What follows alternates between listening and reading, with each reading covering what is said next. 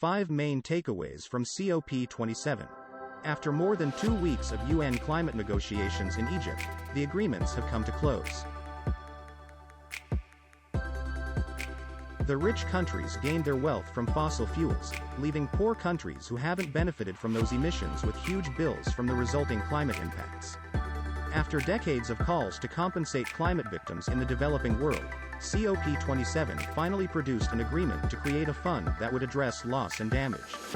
No sums of money were actually committed, and the rules of how the fund would work were left to be decided at next year's COP28 in the United Arab Emirates.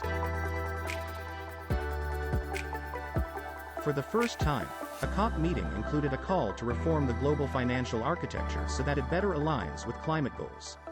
The idea is to tweak the mandates of multilateral development banks such as the World Bank and international financial institutions, such as the International Monetary Fund, to ensure that greater financing flows to energy transition projects and efforts to adapt to a warming planet. The issue that held up negotiations and made COP27 the second longest UN climate summit was the mitigation work program.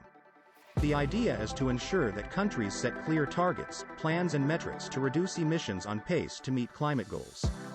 Without a common system, those pledges may not turn into actual emissions reductions.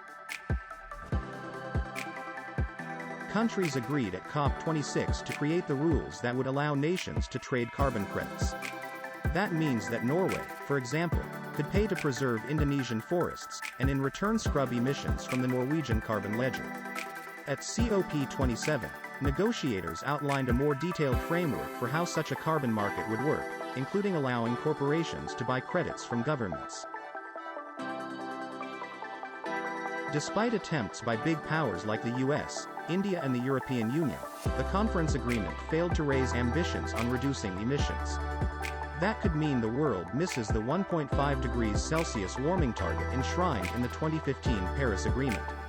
Calls to phase out all fossil fuels and to peak global emissions by 2025 were shot down by many nations who export oil.